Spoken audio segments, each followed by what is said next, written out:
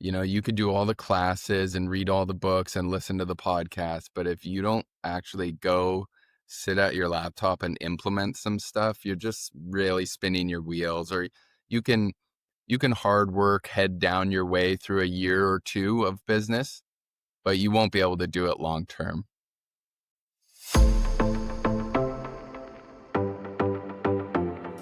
You're listening to Titans of the Trades. I'm your host, Ryan England, author of Hire Better People Faster and creator of the CoreFit hiring system, a proven process to help growing companies attract and retain only the best. I'm on a mission to revolutionize the perception of the trades and elevate it to new heights. After growing up in a blue-collar family, my passion for making the trades cool again runs deep. If you're a titan in the industry and want to be on my show, stick around until the end and I'll reveal how you can be my next guest.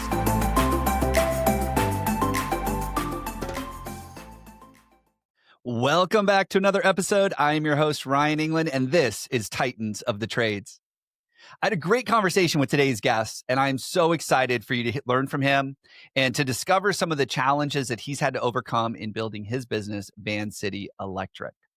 You see, when it comes to business and the modern business right now, we need to understand that technology, systems, processes, automations are the thing that are going to keep us relevant, keep us competitive, and help us attract the best talent. All right, get ready to take some notes as we learn from Cory Byron, the owner and founder of Vancity Electric. Cory, welcome to the show. Thank you for having me, Ryan. You know, we were talking in the green room before, and I realized I better hit the record button because we're having such a great conversation. We're wasting the good stuff. Yeah, so let's do this. Let's get our listeners caught up real quick. Tell us a little bit about Vancity, what you've been up to, and what's really on your mind right now when it comes to growing your business. Because I know your goal is to not just become the biggest, but to become the best. And so let's talk about that for a minute. Yeah, so Vancity Electric, we're out of obviously Vancouver, Canada. Goal is to be a $2 million highly systemized business. I don't want to be putting fires out and arguing with people and yelling at employees. I'm not interested in any of that. I want to golf and hang out with my family is what I would love to do.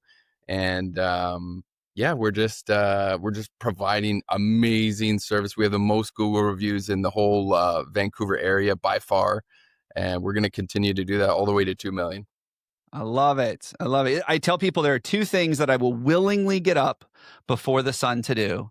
Golfing is one of them, and fishing is the other. Yes. So I'm with you.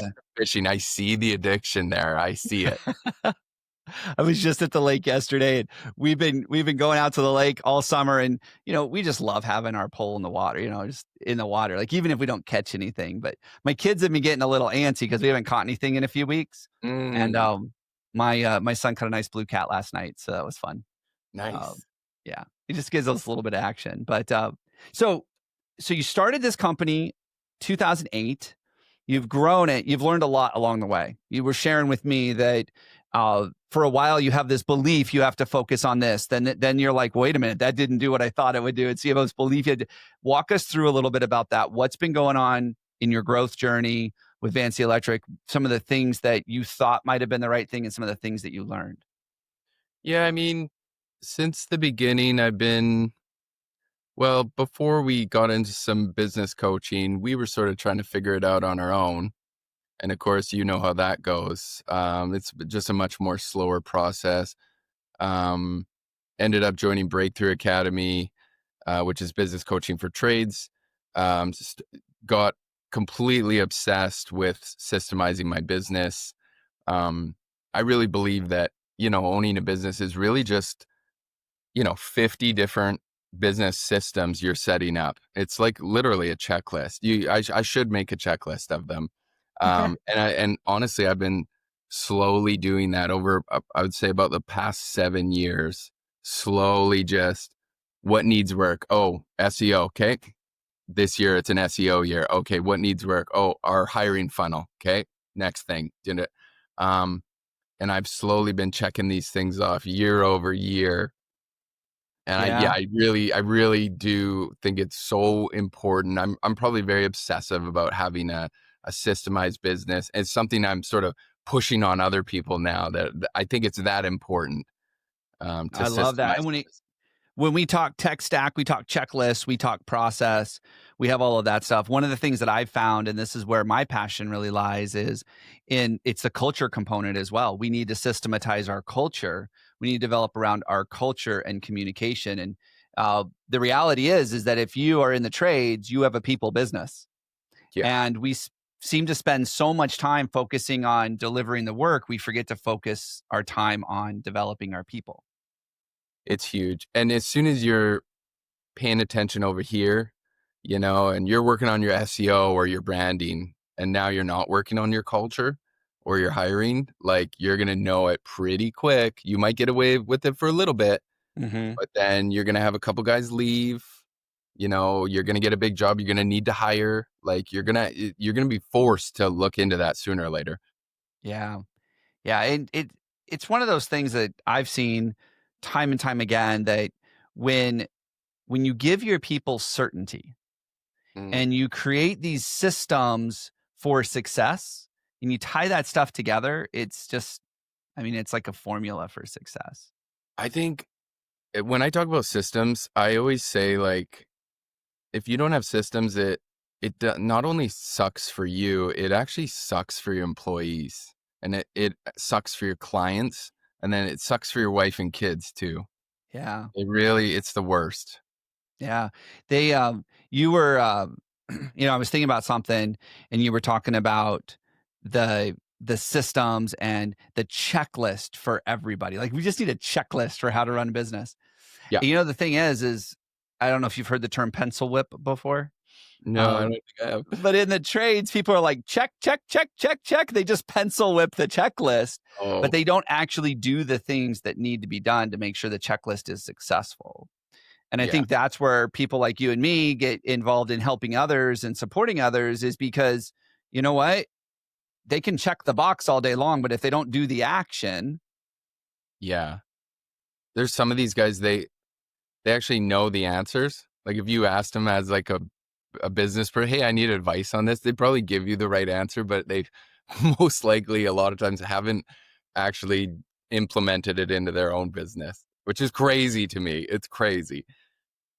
I had a friend one time that was a lifestyle coach, and she put a lot of effort into weight and health and those kinds of things.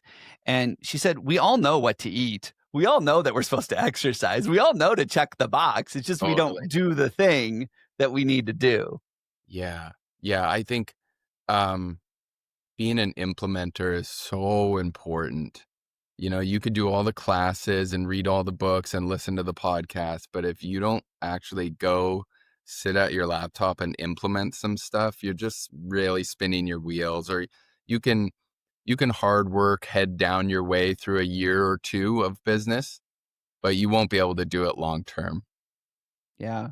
So it reminds me of something that you said when you're talking about doing this is you told me earlier before we hit record that you don't really like just being a coach and Mm, just sharing it. Like, here's the information you need. Like, you want to go get your hands dirty and do it with them. I Can you do. walk me through some scenarios where you've done that and you've seen success and why that's so important to not only the people that are listening right now that are owning a business, but also for those that are thinking, you know what, I want to hire a coach. Like if the coach is afraid to get their hands dirty, you need to Yeah. really understand, is that what you're looking for or do you need something else? Well, it's real easy for these coaches to sit on the other side of a Zoom call, kind of, and they got the answers and they tell you, and you get all rah rah in the meeting and you write down a goal, and then, it doesn't get implemented. Um, so I have a business partner, which is really interesting because we have a coach, we meet him once a month. But I really like, he really knows our business, and I feel like he's always the third vote. Mm, It's like, hey, I'm thinking this, Jeff thinks this, Ian, what do you think? mhm. And he's kind of the decider sometimes, or I have this big idea, like, can you like tell me if this is good or not? Like, should I really dive deep into this? But yeah, some of these businesses, I'm a jobber guy. I love, like, when I meet someone that has jobber and they have questions, I'm like, give me a login right away. I'm like, I have so many Gmail addresses for other people's businesses. because I'm always creating them and logging in. Like when I log into my Jobber, like 10 pop up, literally like, which one are you popping into? But yeah, I love to get in there and just get my hands dirty, start creating custom fields. Um, or I have another client I'm sort of doing some consulting with, and we have mapped out his business basically. So how information is flowing through the business, how a client flows through the business, and all those little systems along the way. And when you do that, you'll find something that's broken. I've done it with my own business, and you can do it with other people's too. Mm. So let's walk through that a little bit. So you had shared with me that you find these things, these levers inside your business that you want to work on, and you go work on it and you go execute on it for a year. That's how you were talking about. Like you could just do SEO for a year, you could just do development for a year. What are some of the things that you've learned along the way doing it yourself? Because I think that really is the great hallmark of a coach. They might not be the best at playing, but they at least have played a little bit and felt some of that emotional turmoil of either it not being successful or those emotional highs of going, that worked. That was awesome. I got to share that with others. What are some things that you've personally done over at Vancity? Um, so typically it will start out with something falling through the cracks, I believe, a pain point in your business. This is typically right away. Me and my business partner are very good at this. Something will fall through the cracks, and we will look at each other and go, wait a sec. We don't have a system for that.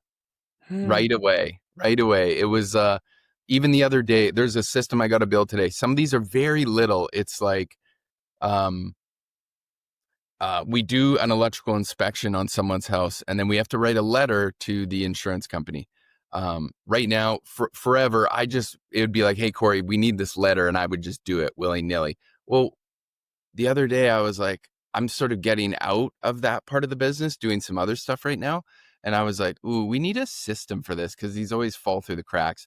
And so I'm just going to build it into Jobber. Jobber has a great, job forms section. When you're done a job, right in the app, you could fill out a job form. Well, I can make that job form sort of into a letter that can easily get emailed straight to the insurance company. Right. So Hmm. that is just me. Today it's going to take me 10 minutes, all of 10 minutes. I will roll it out to everyone. Hey guys, when we do an electrical inspection for an insurance company, we're going to attach this form to the job. The guys are going to fill it out. It's going to get emailed along with the invoice. Boom. There's a system. It's made. I'm not involved anymore. It's smoother. It's better for the client. Less things falling through the cracks. So sometimes they're not even big, huge things. If you were redoing your branding, this would be a system that I wouldn't suggest you do it on your own. You'd hire a professional for that. Yeah. Same with something like SEO, right? You could hack your way through a little bit of SEO stuff, but really you need a person for Yeah, that. and So, and at the end of the day, I mean, bringing in an expert can get you there so much faster. oh, But then at the and then there's also though there's parts of the business that you really don't make money with by doing. Like I don't know too many contractors that would make money by doing their own SEO. Like there's probably it's cheaper to outsource the SEO and go make bigger money doing something else, right? Inside the business that others can't do. I call that like $10,000 an hour work. Right, Cory, there are things in at Vancity that you are the only person that can pull them off, and it would cost you multiples of thousands of dollars probably have somebody do that for you. But heck, I just saw an SEO bot for $18 a month that'll write all your articles for you, you know? SEO is probably a good example of where you could hire an expert and you could write down, okay, what did that cost me this year? And then you could, if you're really tracking your lead sources and your organic revenue and stuff like this that you didn't have before, you could go, okay, well, I spent 10 grand on that one year. And now every year I've gotten 15 to 20 of SEO work, Mm, coming in. So really, was it like, should I have really done that? Could I have even done the same good of job as that SEO expert? There's no way. yeah. I'm seeing a lot right now with AI and automations. Um, I might nerd out on that, and me on a Friday night watching a YouTube video on ChatGPT, I'm all for. Not everyone's going to be that person, so I'm seeing some really smart guys hire sort of an AI automation person, and they Yeah. know enough to kind of keep tabs on that person, but they're not going to spend all their time on it. They're going to they're going to get the expert, they're going to get what their business needs exactly, and that's it. It's That's a just smart. great point too, because you might want to learn SEO, but do you know enough that you could actually manage and hold the SEO person accountable? And sometimes I think it makes more sense to go grab an agency who has that built-in level of checks because you just may not know enough. And I the mean, amount of time it's going to take you to learn SEO. I mean, that's an entire business. Like there are businesses around SEO. So do you want to be an electrical contractor or do you want to be an SEO? totally. And I think it's just you hire someone you trust, but really it's like a line item on your budget. It's like, hey, we've committed to spend 20 grand on SEO this year. Let's get it rocking. But now I'm going to track it hardcore, of course. Yeah. And I'm going to know exactly, did that line item pay off or not? Yeah. Hey, I want to go back for a second, and I want you to think about this. I love this question. If you could go back to your younger self, 2008, kid starting an electrical company, what's the one thing that you would want to be able to tell yourself and you would listen? Like that's a qualifier because there are a lot of things I wish I could tell my younger self, but I'd be like, "You're full. You're crazy, old man. There's no way." What's the one thing that you would want to go back and tell yourself? Something you've learned along the way. Yeah, there's always this question comes up a little bit. I know just two huge things that happened in my life was get someone to really handle your money. I got some bad advice when I started out. It was like, oh, get Simply Accounting. You can do your own bookkeeping. Mm, That was just horrible advice looking back on it. I really got myself into a pickle those first few years. I ended up taking on a business partner who loves dealing with the money. And I couldn't imagine like when I think about starting another business and having to deal with money stuff and taxes and payables and receivables, I cringe. I go, I mm, know I won't do it. yeah. Um, there's that one and hiring a coach. I really didn't. Now I would hire a coach for everything. Of course, it was so funny. I have a business coach, I have a golf coach, and I have a fitness coach. Mm, Like now, it's like seems like it's such a no brainer for me, but I I just spun my wheels for years before I had a business coach. Like, that's silly. I really wasted a lot of time. yeah. They'll definitely get you there faster for sure. Yeah. Yeah. So important. Those two things would have made big impacts on me. We all have our strengths and weaknesses too, Yeah. right? And so hire your weaknesses for sure. My business partner, me and him are very yin and yang. That's awesome. You would never That's do a important too. I podcast. see a lot of business partners and it's not that way, definitely not that way. Yeah. Yeah. And I don't know, maybe that other way works. I couldn't tell you. I only know my experience, but yin and yang is pretty nice. All the stuff I hate doing, he likes doing. All the stuff he hates doing, I love doing. Yeah. So what's the next step for you? What's the next thing that you're doing with Vancity Electric or even personally? Yeah. What's the next 5 years look like? Oh, so yeah, I got some goals for Vancity. We definitely want to get to we are built like a great $2 million highly systemized electrical company. Um I don't have any big fancy whys. I want to see what I'm capable of. If I have a goal to get there, um, I want to see if I can do it or not. I don't want Mm, to. I don't want to not try. Um, so so that's Vancity. Vancity's rolling very smooth. It's very systemized now, and so that's really nice for my like comfortable 9 to 5. Fridays, I'm doing some coaching with people. I'm calling it systems coaching, just because I'm really obsessive about systems. So I'm trying to just get the word out to all these other businesses about, implementing systems into their businesses. I just think it could really, really help so many business owners. Uh, mm, um, that and tech stack, that kind of stuff, tech stack for the trades, that kind of thing, super into right now. And then my my third little, this is a new thing, is my influencer life. So I've signed some influencer deals. I would shout this out to everyone right now. This is something I didn't really know existed a year ago. And now I'm actually making money repping some businesses that I loved and was doing for free anyways. So yeah, I'm loving doing that right now. And so these businesses, it's not just like a software I like. It'd be like someone like James you had on, who's just a really great guy. So you're Yeah. happy to shout him out there. Yep. Wow, that's cool. So how do people get a hold of you? If they want to learn more about what you're up to, they want to check out Vancity, but Yep. most importantly, how can they get a hold of you? And if they wanted to connect, how would they make that happen? Two things, guys. I love when someone reaches out to me random. I want to hear from the electrician in Wisconsin that needs help with his systems, or his jobber, or wants to do a virtual estimating over video. I love when people reach out to me. So look me up on LinkedIn, Cory Byron, CoryByron, or I have a fledgling YouTube channel as well, and I'm trying to post all kinds of videos to that YouTube channel. So I think that's Cory Byron or Vancity Electric. Look that up. You'll find me online. Awesome. And we'll have all of that information in the show notes. Cory, thank you for being my guest today. I've really enjoyed the conversation. I look forward to what you're up to over the next couple of years and how you're really supporting the industry. Thank you, man.